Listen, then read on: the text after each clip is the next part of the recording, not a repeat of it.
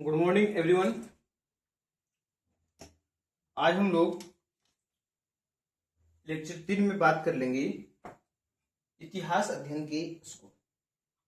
यानी कि इतिहास का जो हम लोग अध्ययन करते हैं, इतिहास में जो स्टडीज होती है उसके लिए अलग अलग स्कूलों की चर्चा की गई है। क्या स्कूल? ये स्कूल का क्या तात्पर्य है? तो स्कूल का तात्पर्य है कि अलग अलग विचारधाराएं एक अलग अलग स्थानों से निर्धारित की गई और उसे ही स्कूल का नाम दिया गया। कौन कौन से स्कूल इतिहास के अध्ययन में हैं? तो अगर हम इतिहास अध्ययन में स्कूलों की बात करते हैं तो एक तरफ आता है राष्ट्रवादी स्कूल। नाम से ही है राष्ट्रवाद, यानी इसमें अपने देश को, अपने राष्ट्र को प्रमुखता से रखा जाता है। यानी कि राष्ट्र के उदय में जो महत्वपूर्ण भूमिकाएं हैं उसके लिए ये प्रमुख है। दूसरा जो स्कूल है वो है मार्क्सवादी स्कूल।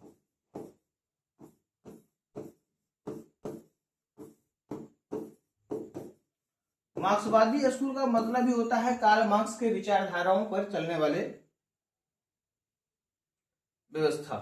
यानी कि कार्ल मार्क्स ने क्या कहा उसी के आधार पर पूरे इतिहास की व्याख्या की जाएगी। तीसरा जो स्कूल है वो है सबाल्टर्न स्कूल।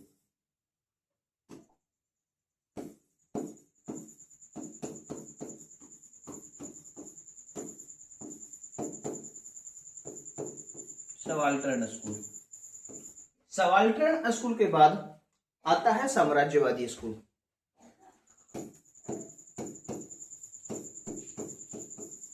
साम्राज्यवादी स्कूल यानी कि ये स्कूल उपनिवेशवादी स्कूल है जो पश्चिमी सभ्यता को, जो हमारे यहाँ आया उसको ये प्रमुखता से मानता है, कहता है नहीं है ये इसके आने से देश का विकास हुआ, ये तमाम बातें को रखता है। और उसके बाद आता है एनालिस स्कूल। अंत में हम लोग बात करेंगे एनालिस स्कूल। अब समझिएगा,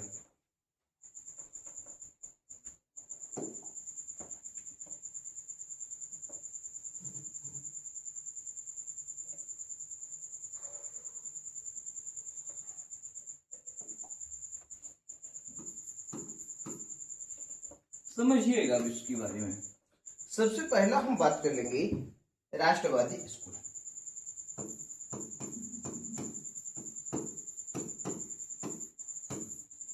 राष्ट्रवादी स्कूल।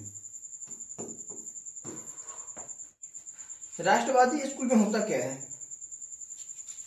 ये आया क्यों?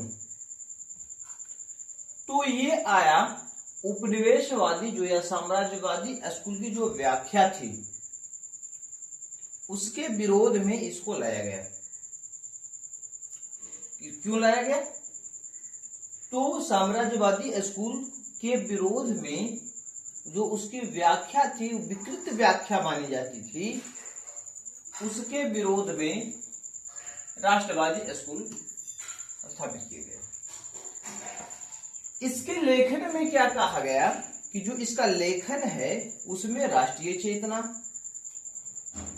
को जगाना, सांस्कृतिक गौरव की पुनर्स्थापना करना और स्वतंत्रता संग्राम के वैचारिक आधार को तैयार करना था। यानी कि इसमें 3 महत्वपूर्ण बातें रखी गई। सबसे पहली बात का क्या कहा गया कि जो साम्राज्यवादी व्याख्या है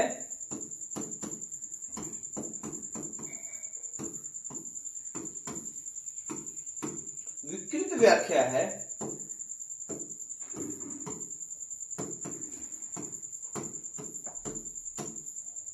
इसका विरोध करना।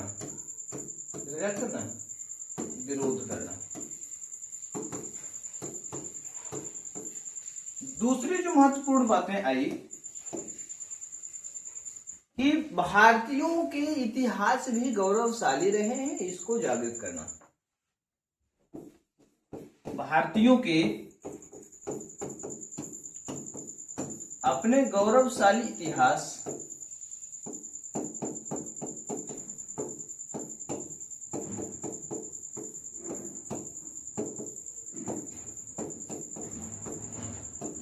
को जागृत करना।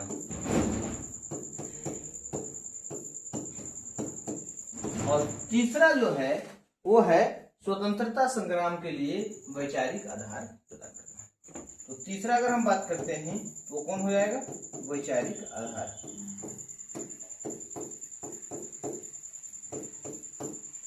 अब हम इसके बाद बात कर लेंगे कि राष्ट्रवादी जो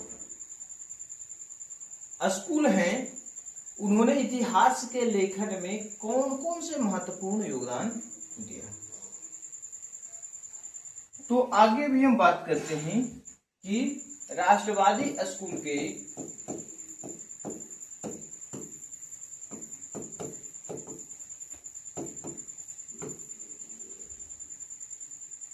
द्वारा इतिहास लेखन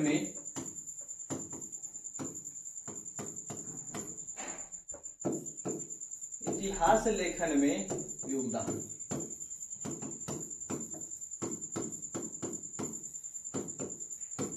तो इन्होंने इनका क्या क्या योगदान है? सबसे पहले इन्होंने क्या किया? साम्राज्यवादी दृष्टिकोण का विखंडन किया कि भाई साम्राज्यवादी जो दृष्टिकोण है वो गलत है, भारत के भी अपने प्राचीनता रहे हैं, गौरवशालीता रहे हैं, भारत का भी ज्ञान बेहतर रहा है। तो साम्राज्यवादी दृष्टिकोण का इन्होंने क्या किया? विखंडन किया।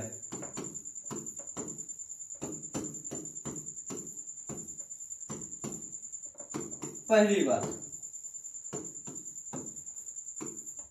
दूसरी जो इन्होंने बातें कही वो उन्होंने कहा कि भारतीय में जो प्राचीन भारत है, प्राचीन भारत में भी स्वर्ण युग रहे हैं। तो दूसरी जो इनकी बातें थी, प्राचीन भारत में स्वर्ण युग।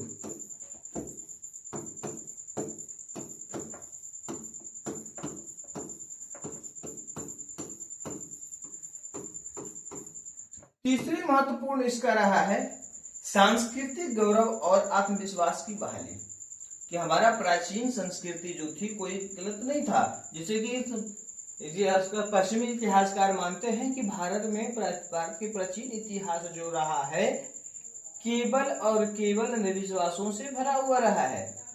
यहाँ पे रूढ़िवादिता और जो है महिलाओं को दबाने का ही केवल कार्य होता था। तो जो राष्ट्रवादी स्कूल है के इतिहासकार हैं वो कहते हैं कि नहीं, भारत की जो संस्कृति है वो गौरव है, गौरवपूर्ण रहा है और आत्मविश्वास लोगों में थी, लोगों की अपनी कार्य क्षमता हुआ करता था और इसी को बहाल करने के लिए इन्होंने बातें इसमें कही है। तो आया तीसरा बात आएगा सांस्कृतिक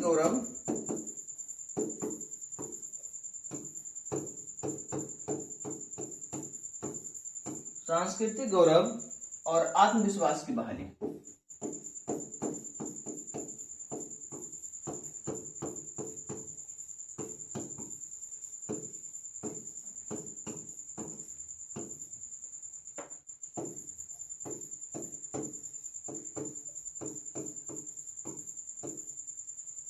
इसके बाद चौथा जो पॉइंट इसमें आएगा वो है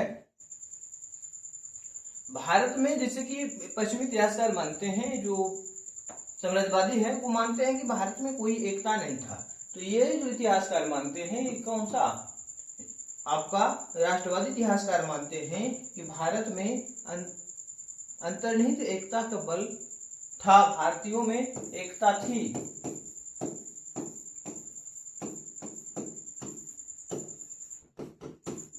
अंतर्निहित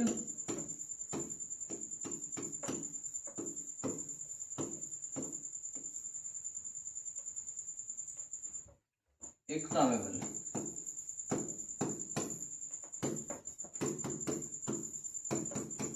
और इसके बाद आएगा वो है आर्थिक राष्ट्रवाद की नींव।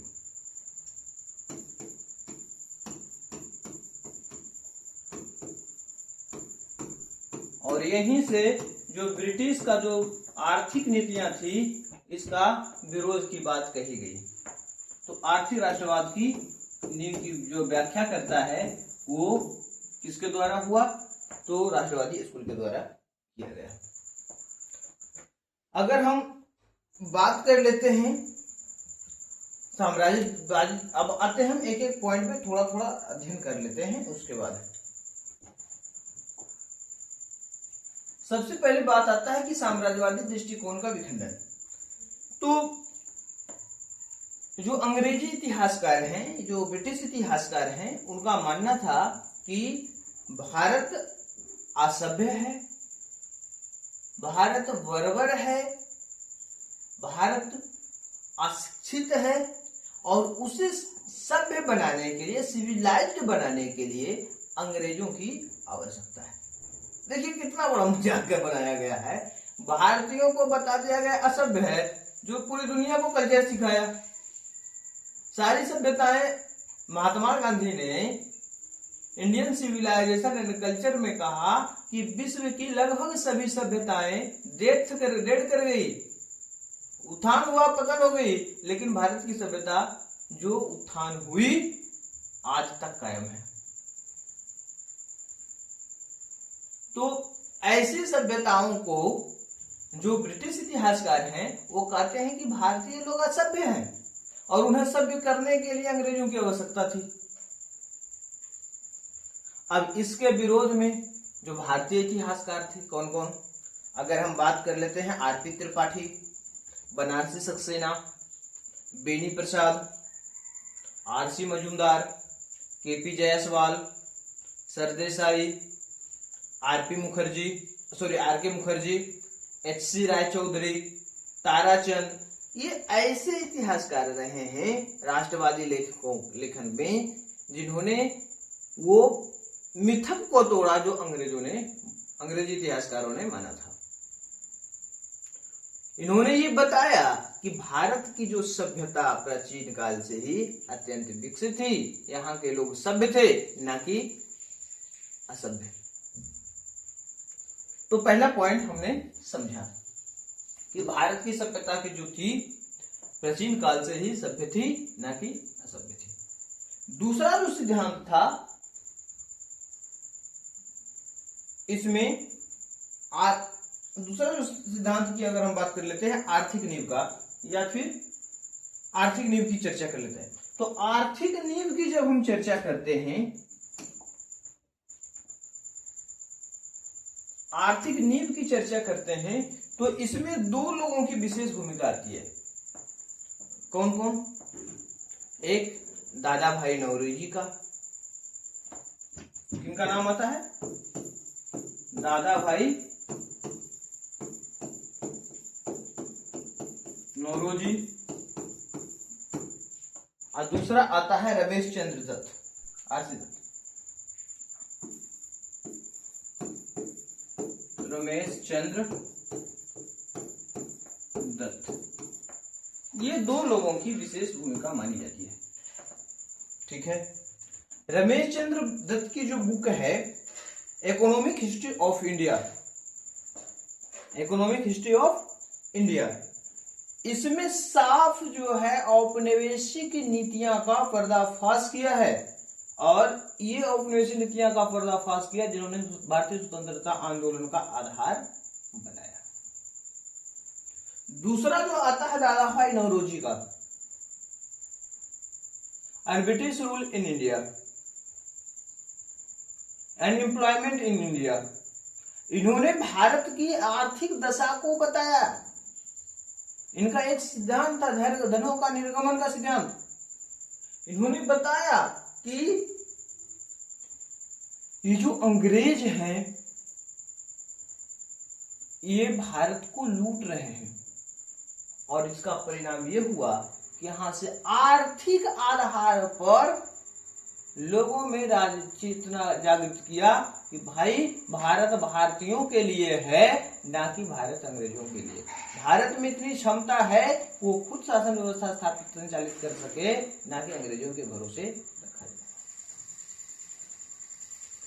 तीसरी जो बात आता है सांस्कृतिक गौरव, सांस्कृतिक गौरव और आत्मविश्वास।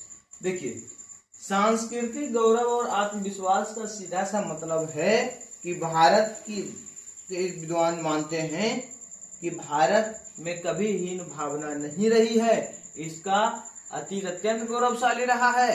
यहाँ पे ज्ञान, दर्शन, विज्ञान सभी का समन्वय हमको देखने को मिला है। आखिर नहीं मिला तो हमने पिछले जो है लेक्चर में ही बात किया है एशियन हिस्ट्री में कि यहाँ की पिंगल मुनि के द्वारा जो कार्य किया गया उसमें ज्यामिति से संबंधित भी था, ठीक है। उसी प्रकार से कनाद का खगोल, कनाद का भी योगदान है। चरक का सुश्रुत संहिता, ब्राह्मीर का बृहत संहिता खगोल से संबंधित। उसी तरीके से और भी अलग अलग जो है ऋषि मुनि हुआ करते थे जिन्होंने अपना ज्ञान, विज्ञान और खगोल के क्षेत्रों में भी योगदान दिया। आखिर नहीं योगदान था तो आज भी मेहरौली का लौह स्तंभ बिना जंग लगे क्यों जिंदा है? हजारों साल, 2000 साल, हजारों साल पुराना हो चुका है। इसका मतलब है कि इसका आत्मविश्वास अत्यंत गौरव था। यहाँ सांस्कृतिक दृष्टिकोण अत्यंत महत्वपूर्ण थे। तब तो अब हम आते हैं, बात कर लेते हैं दूसरा स्कूल। दूसरा स्कूल हम लोग मार्क्सवादी स्कूल की चर्चा कर लेते हैं।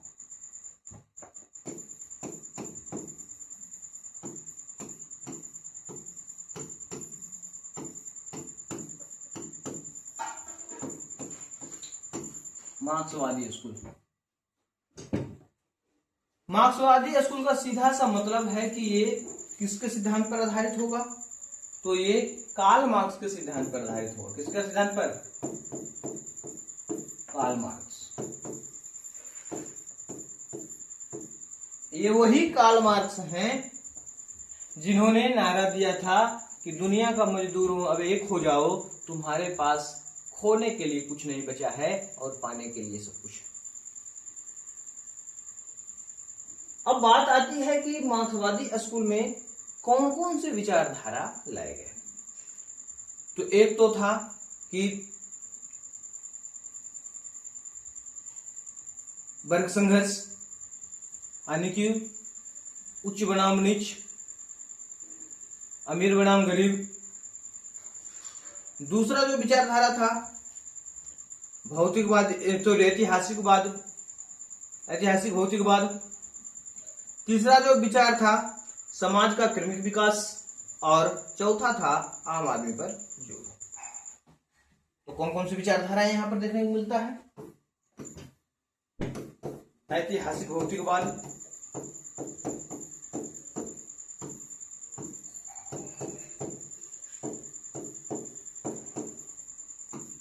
दूसरी विचारधारा वर्ग संघर्ष,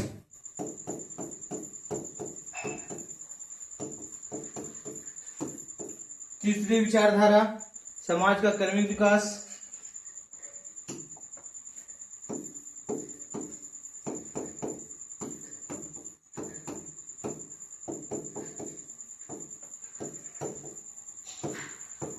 और अंतिम जो था इसमें आम आदमी पर जोर।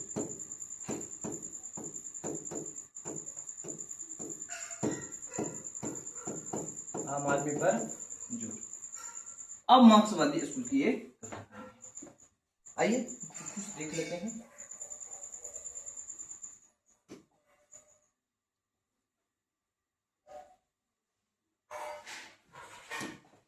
सबसे पहले हम लोग बात कर लेते हैं ऐतिहासिक भौतिकवाद।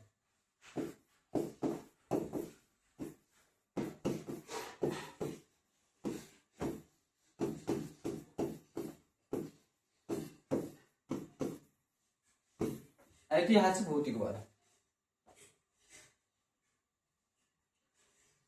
इस पे उन्होंने कहा कि किसी भी समाज का राजनीतिक, सामाजिक और सांस्कृतिक संरचना उसकी आर्थिक नींव पर निर्भर करता है।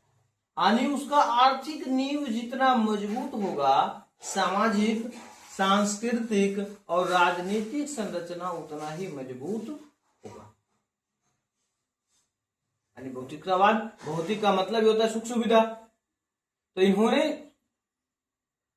आर्थिक स्थिति को नींव में रख करके, जड़ में रख करके उन्होंने व्याख्या की ऐतिहासिक भौतिकतावाद की कि व्यक्ति के पास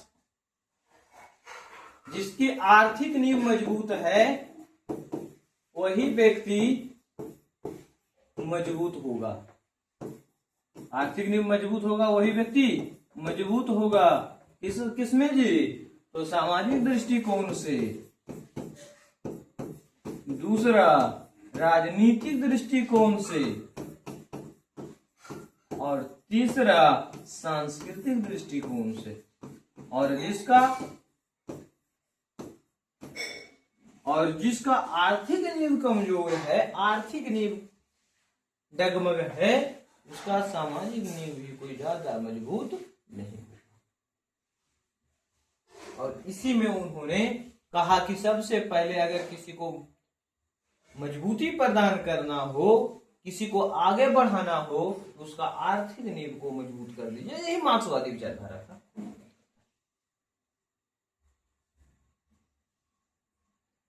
दूसरे जो इसका विचारधारा था वर्ग संघर्ष। वर्ग संघर्ष की विचारधारा क्या थी? इसका भी आधार आर्थिक है। ये इसमें जो है उच्च वर्ग बनाम निम्न वर्ग की व्याख्या होती है। यानी इसमें कहा गया कि जिसके पास है तो बहुत कुछ है और जिसके पास नहीं है उसके पास कुछ नहीं है। एक शोषक वर्ग है जो उच्च वर्ग है और दूसरा शोषित वर्ग है जो निम्न वर्ग है। यानी उच्च वर्ग जो शोषक वर्ग है वो शोषित करके बड़ा बना है और इसी के आधार पर कहा उन्होंने कि दुनिया का मजदूर एक हो जाओ, तुम्हारे पास खोने के लिए कुछ नहीं बचा है लेकिन पाने के लिए पूरा संसार खड़ा है। मांगने से नहीं मिलेगा, छीनना पड़ेगा, इसी विचारधारा का आधार है। तीसरी जो इसका विचार है कर्मिक विकास।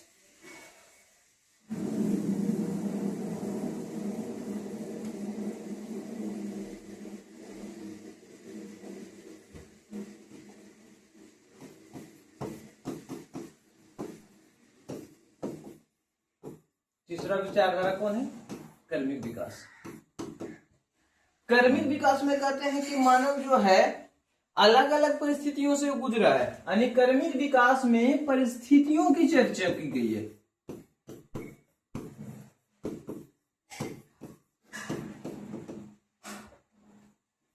परिस्थितियों को आधार माना है और परिस्थितियों का आधार का तात्पर्य है कि उसका जीवन यापन किस प्रकार से हुआ। क्या वो सामंती व्यवस्था का शिकार था? क्या वो दास व्यवस्था का शिकार रहा? क्या हुआ आदिम साम्यवाद का विकास प्रभाव उस पर रहा? ये सारी चीजें हैं। क्या वह अंतः सामाजिक दृष्टिकोण से मजबूत था या पिछड़ा हुआ था? ये सभी विषय वस्तुओं इसमें आता कि उसकी परिस्थितियां, व्यक्ति की परिस्थितियां कैसी रही होगी। अब सीधी सी बात होगा जी, यदि व्यक्ति की परिस्थिति की चर्चा होगी तो आएगा कि समाज में वो कैसे रहा होगा। सोचिए, एक दास व्यवस्था का शिकार व्यक्ति क्या अपने बच्चों को बेहतर जीवन दे पाएगा? तो हमारा सीधा सा जवाब होगा नहीं। क्यों? क्योंकि दास वो होता था जिसे खरीद लिया जाता था। अब जब खरीद लेगा कोई माल आदमी किसी व्यक्ति को, तो जीवन अब उसके अनुसार जीना पड़ेगा और यही समस्या है। ठीक, अगर उसी प्रकार से पूंजीवाद का प्रभाव यहाँ पर देखने को मिलता है। पूंजीवाद का सीधा सा मतलब है कि निजी व्यक्तियों को लाभ, कंपनी फैक्ट्री लगाई, लोगों ने अपना व्यवसाय स्टार्ट किया, उसका एक मकसद है लाभ कमाना। हालांकि बाद में इसमें सुधार हुआ, इसमें CSR प्रणाली लाई गई, कॉर्पोरेट सोशल रिस्पॉन्सिबिलिटी, लेकिन कहाँ तक सफल रहा ये भी गणना करने लायक है।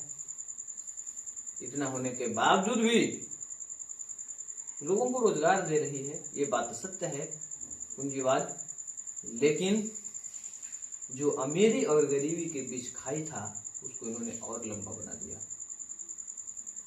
और इसीलिए जो मार्क्सवादी लोग हैं, मार्क्सवादी विचारधारा के स्कूल हैं, वो पूंजीवाद का विरोध करते हैं। वो तो यहाँ तक राज्य का भी विरोध करते हैं कि राज्य नाम की कोई संस्था होनी ही नहीं चाहिए। तो सामान्य रूप में उनका मानना था कि व्यवस्था एक रूप होनी चाहिए, समरूप होनी चाहिए और हर किसी को समान अधिकार होनी चाहिए, समान रूप से पूंजी का विभाजन होनी चाहिए। अब आता है अंतिम पॉइंट, इसका है आम आदमी पर जोर।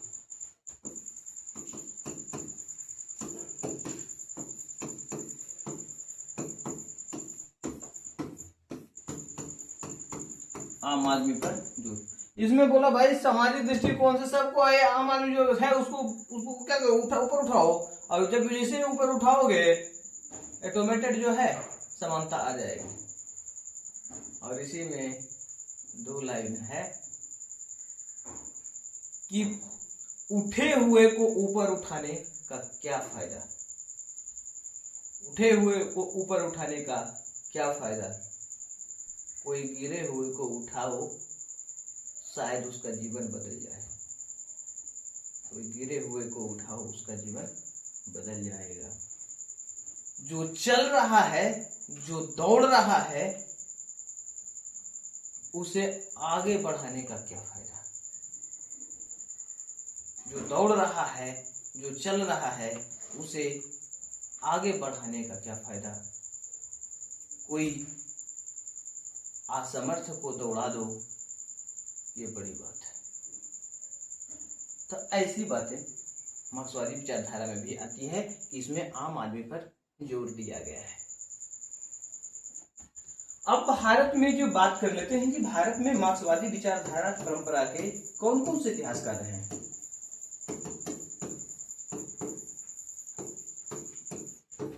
मार्क्सवादी परंपरा के इतिहासकार,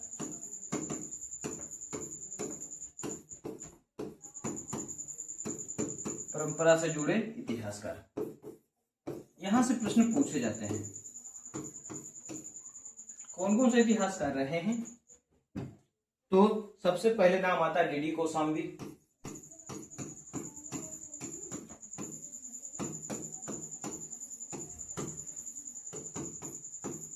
डीडी कौशाम्बी, रामशरण शर्मा,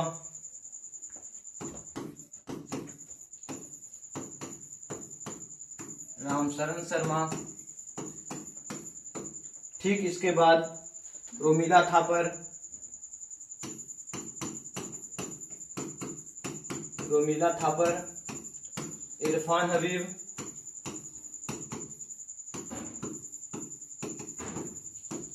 इरफान हबीब, ठीक, विपिन चंद्रा, डीएन झा,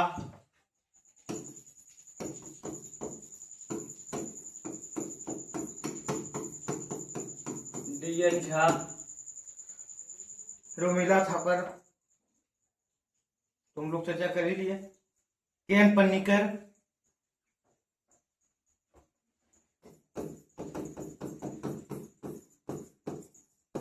केएन पन्नीकर आदि। तो ये मार्क्सवादी विचारधारा के इतिहासकार माने जाते हैं।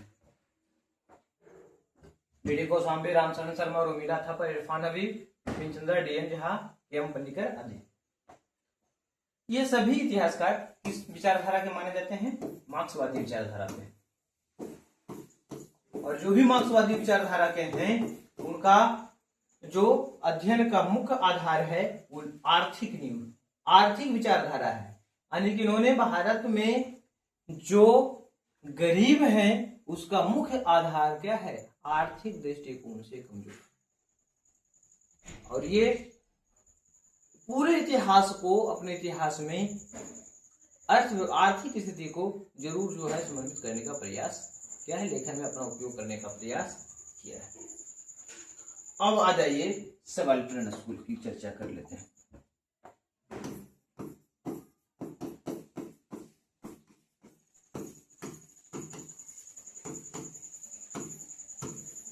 सबाल्टर्न स्कूल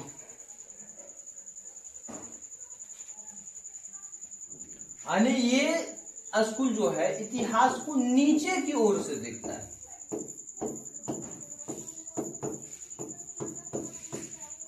नीचे की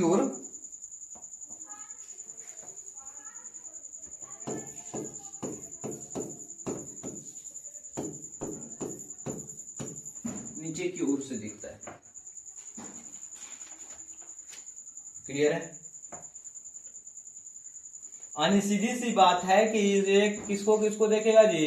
गरीब आदमी को, आम जनता को, किसान को, आदिवासी को, हाशिया पर रहने वाले लोगों को केंद्र में रखकर देखता है। यानी सीधी सी बात है, नीचे से देखता है तो हाशिया पर रहने वाले,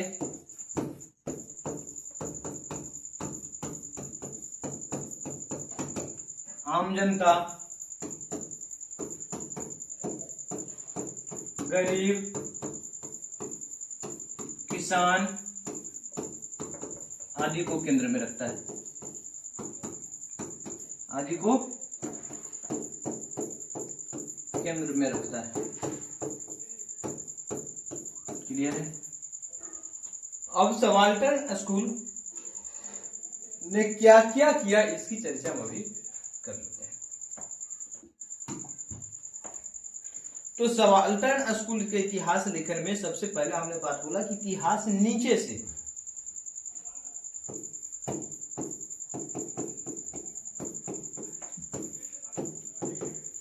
सबाल्टर्न स्कूल की बात करें सबसे पहले इतिहास नीचे से।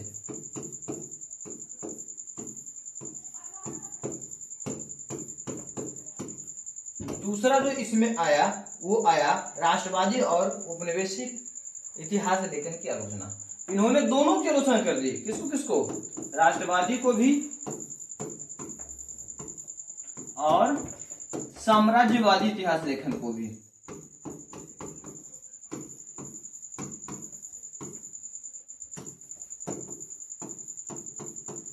इतिहास लेखन की आलोचना।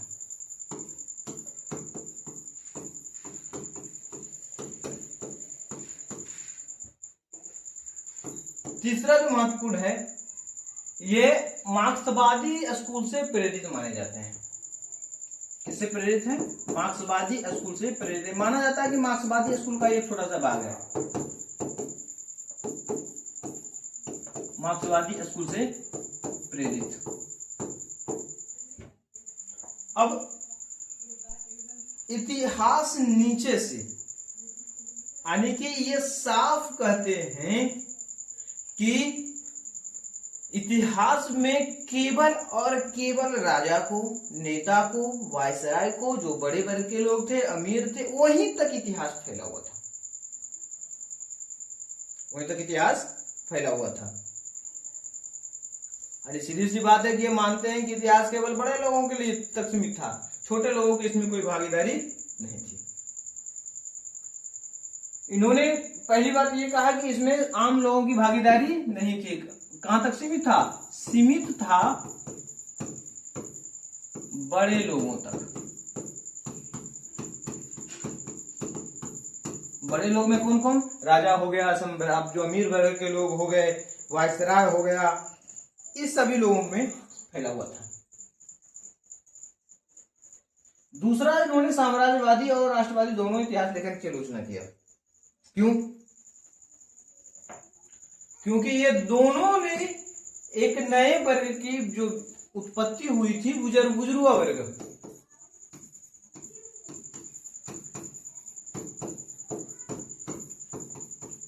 बुजुर्गवा वर्ग, इसके बुजुर्गवा वर्ग के अस्तित्व को नकार दिया।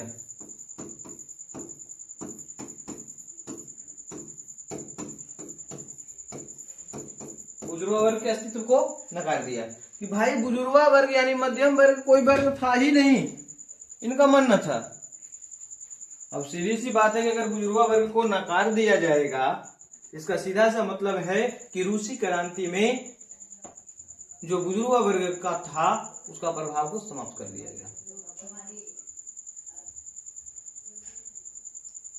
क्लियर है?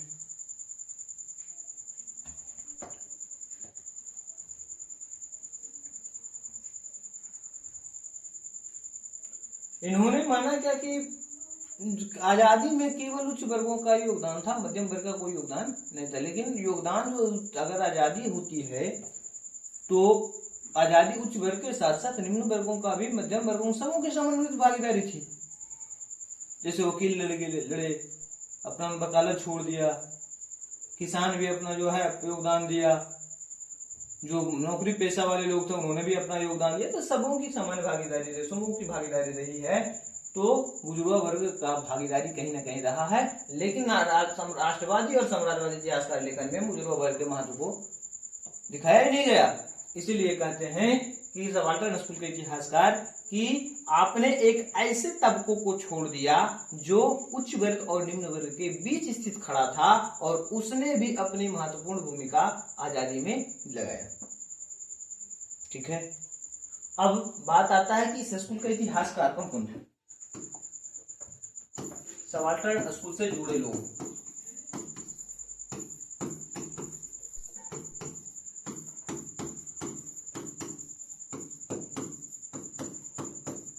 कौन कौन लोग? तो सबसे पहला नाम आता है रंजीत गुहा। ये 1980 के दशक का विद्यालय है। सबसे नाम पहले कौन आता है? रंजीत गुहा।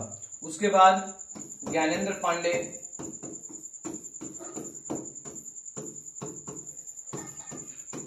पांडे, ठीक उसी प्रकार से शाहिद अमीन, पार्थ चटर्जी,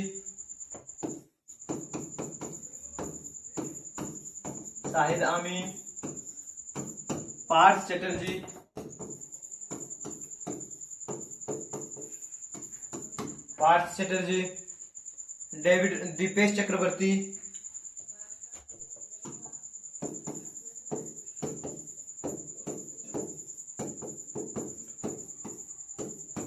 डेविड अर्नोल्ड,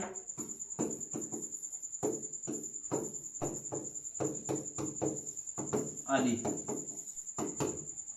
ये और आपका ये दो विशेष रूप से महत्वपूर्ण है, ये पूछा गया है इसको है। और आपका ये रंजीत गुहा, सबाल्टर्न स्कूल का नाम आए और रंजीत गुहा का नाम ना आए, ऐसा हो नहीं सकता है। ये इसमें महत्वपूर्ण है। अब इसके बाद हम लोग बात कर लेते हैं साम्राज्यवादी स्कूल का।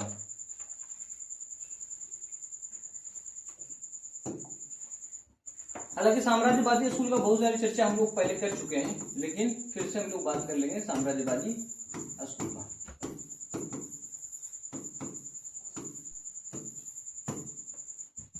साम्राज्यवादी स्कूल का सीधा सा मतलब है कि इन्होंने यूरोपीय शासन को श्रेष्ठता बताया है।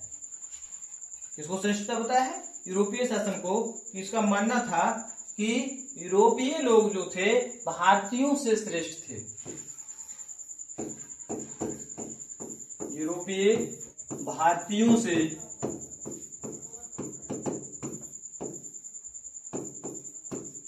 श्रेष्ठ। अब इस इतिहास में क्या क्या साम्राज्यवादी दृष्टिकोण में क्या क्या विचारें रखी गई है। सबसे पहले उन्होंने भारत को राष्ट्र नहीं माना। देखिए कितनी बड़ी मजाक इन्होंने बनाया है कि भारत के राष्ट्र नहीं माना।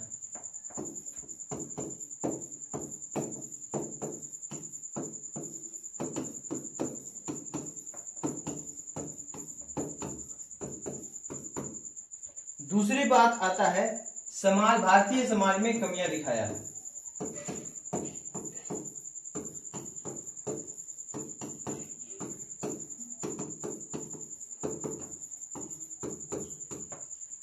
तीसरी बात ये बताते हैं कि अंग्रेज सर्वश्रेष्ठ थे, यानी अंग्रेजों की महिमा मंडन इन्होंने किया है। अंग्रेजों का, हालांकि यहां भी लिखा होगा श्रेष्ठ बताया गया है, बाकियों से श्रेष्ठ इस चीजों को बताया गया है। और चौथा भी महत्वपूर्ण बात है, इन्होंने राष्ट्रवादी आंदोलन को नकारा है कि कोई राष्ट्रवादी आंदोलन हुआ ही नहीं।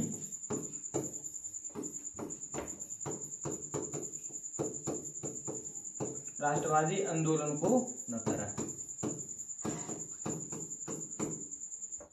क्लियर है?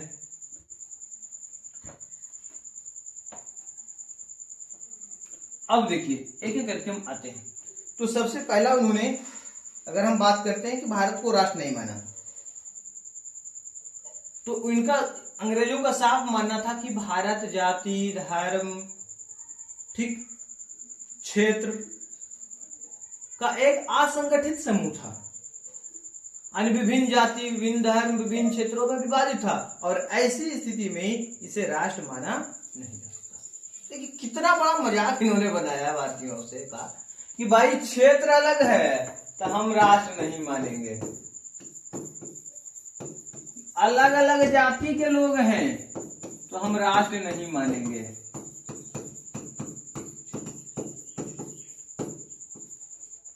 अलग अलग धर्म के लोग रह रहे हैं, असंगठित हैं, तो हम इसको राष्ट्र नहीं मानेंगे। ये कहीं ना कहीं भारतीयों के साथ भद्दा मजाक था। ठीक है।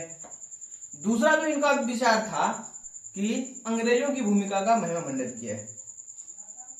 वो मानते हैं कि भारत में अंग्रेजों की उपस्थिति एक वरदान थी।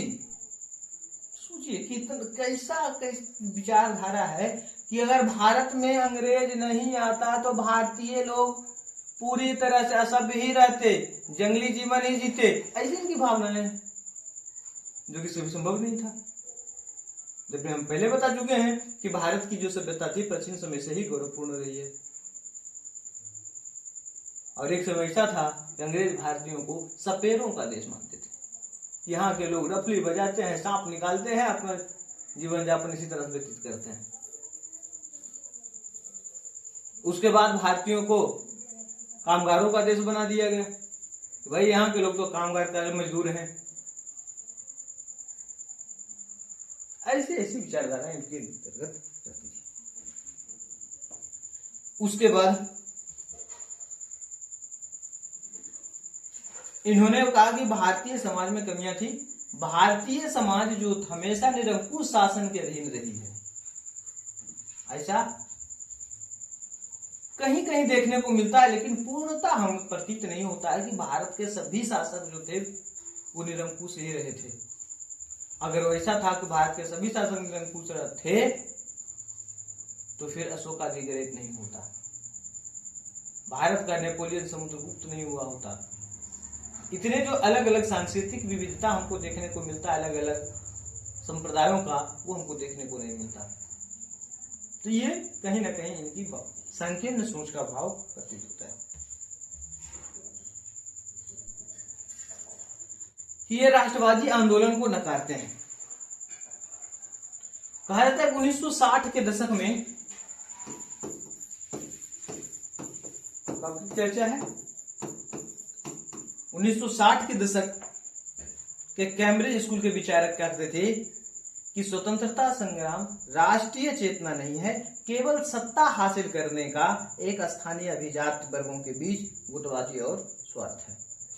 यानी कि केवल स्वार्थ वर्ष इसे स्थापित करने का प्रयास किया गया, किसको? सत्ता स्थापित करने के लिए, यानी कि सत्ता स्थापित करने का स्वार्थ की चर्चा इन्होंने कहा।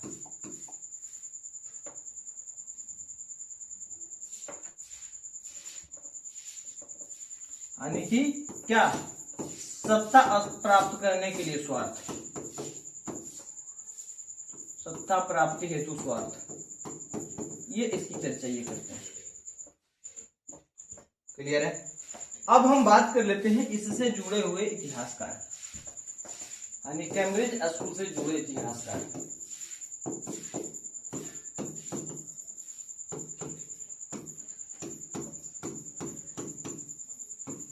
कैम्ब्रिज स्कूल से जुड़े इतिहासकार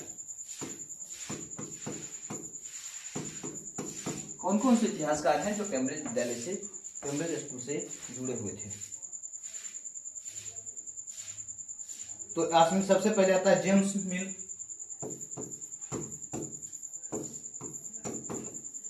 मिल, जिसमें उपयोगितावाद का विचारधारा दिया। Vincent Smith,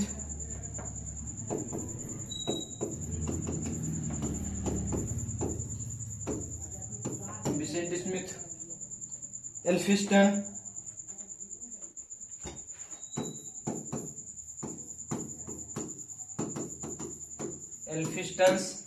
Anil seal,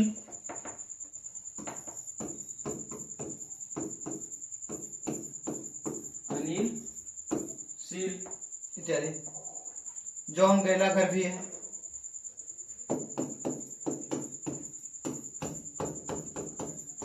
John गैलाघर आदि ये थे कैम्ब्रिज विद्यालय से जुड़े हुए इतिहासकार। चलिए आगे बढ़ते हैं। इसके बाद हम लोग आते हैं अनाल स्कूल। सबसे अंतिम पॉइंट हम लोग चर्चा करेंगे। इस पर चर्चा करने के बाद विषय वस्तु को हम लोग समाप्त करेंगे। आइए अनाल स्कूल की चर्चा करते हैं। अनाल स्कूल कहा जाता है कि इसकी स्थापना 1929 में किया गया है। 1929 में इसको स्थापित किया गया। दो व्यक्ति थे, एक था फेब्रे और दूसरा मार्क ब्लूच। किसके द्वारा किया गया? फेब्रे और मार्क ब्लूच।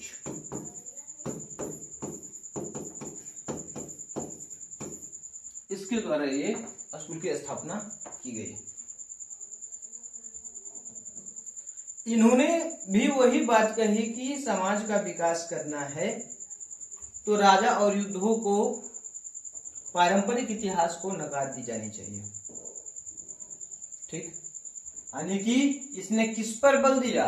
सामाजिक और आर्थिक परिदृश्य पर बल दिया। सामाजिक एवं आर्थिक परिदृश्य पर बल।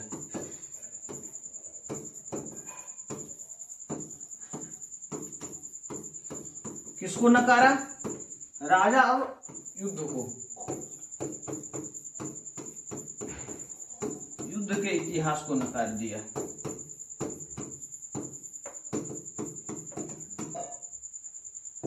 युद्ध के इतिहास को नकारा। आने बोला कि भाई युद्ध और राजा तो चलता रहेगा, लेकिन विकास की बातें करो, हम लोग बकवास की बातें नहीं करेंगे। और इसीलिए उन्होंने सामाजिक और आर्थिक परिदृश्य पर बल देने का काम किया। अब इस स्कूल की विशेषता की अगर हम बात करते हैं तो कौन कौन सी इसकी महत्वपूर्ण विशेषता रहे हैं, तो आगे हम बात कर लेते हैं अनाल स्कूल की विशेषता।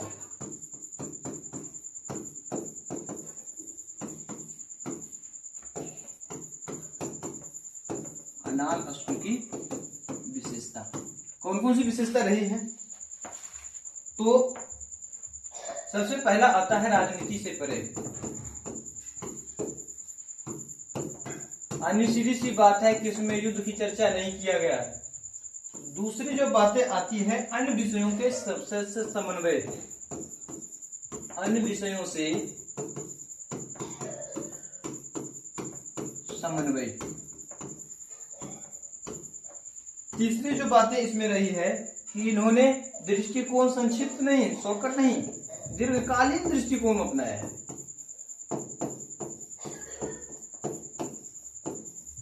दीर्घकालीन दृष्टिकोण को अपनाया। और चौथा महत्वपूर्ण पॉइंट आता है कि मानसिकता का इतिहासकार मानते इसको, मानसिकता का इतिहास। आइए थोड़ा थोड़ा समझ लेते हैं। राजनीति से परे का सीधा सा मतलब है कि इन्होंने कहा कि भाई युद्ध पर ध्यान केंद्रित करने के बजाय जीवन की अर्थव्यवस्था पर बात कीजिए ना, सामाजिक संस्कृति पर बात कीजिए, ना कि युद्ध और कला पे। दूसरी बात अन्य विषयों के साथ समन्वय। इन्होंने कहा कि भाई क्या आप युद्ध और राजा की चर्चा खाली कर रहे हैं, आप समाज की बात करें, उसके साथ समन्वय कीजिए अलग अलग विषयों के साथ, जैसे भूगोल के साथ, विज्ञान, समाज, अर्थशास्त्र, मानव विज्ञान, नृविज्ञान, ये सारी चीजों को एक दूसरे से समन्वय है। समन्वय कीजिए, इस समन्वय पर बात करता है, ना कि राजा और युद्ध पे। तीसरा जो आता है लंबी दीर्घकालीन दृष्टिकोण। इस विचार को रखने के लिए एक महत्वपूर्ण व्यक्ति थे फर्नांड ब्रोडेल। किसने लाया? फर्नांड ब्रोडेल। बोला इतिहास को छोटे छोटे अवधि में बांट कर नहीं देखिए, इतिहास को अगर देखना है तो लंबी अवधि के रूप में देखिए, ताकि इसकी पूरी विस्तृत व्याख्या हमको समझ में आ सके, पूरी एक कालक्रम समझ में आ सके। छोटे छोटे भागों में विभाजित करने से इतिहास अपनी महत्ता को खो देता है।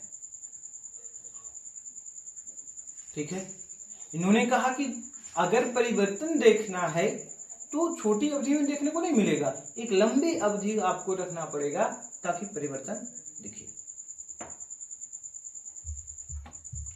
अब आता है मानसिकता का इतिहास। मानसिकता का इतिहास क्या है?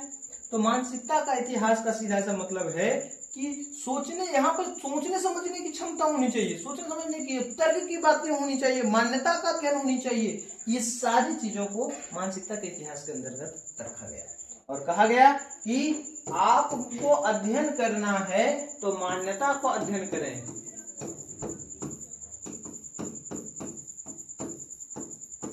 आपको अध्ययन करना है तो सोचने समझने के तरीकों का अध्ययन करें,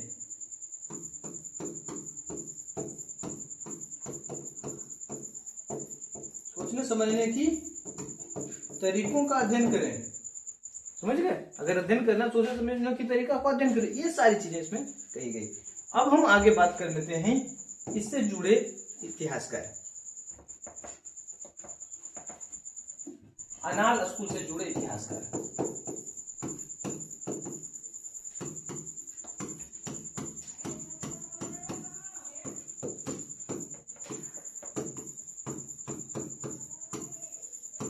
अनाल स्कूल से जुड़े इतिहासकार कौन कौन लोग अनाल स्कूल से जुड़े हुए हैं? तो हमने सबसे पहले बताया, एक आता है फेब्रे, दूसरा मार्क ब्लोच,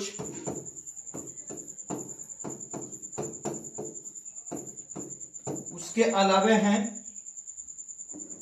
ब्रोडेल, अभी ब्रोडेल मेरा भी था,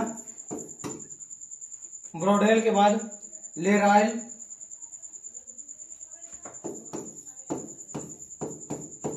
लादुरी इत्यादि। और इस प्रकार से हमने जो अध्ययन किया कि अलग अलग इतिहास के अलग अलग स्कूल हैं और उस स्कूल में क्या क्या स्थितियां रही है, ये सारी चीजों का हमने अध्ययन किया है। और आशा करते हैं कि आप इसे पढ़कर, देखकर, सीखकर लाभान्वित होंगे। धन्यवाद। फिर हम अगले लेक्चर में मिलते हैं।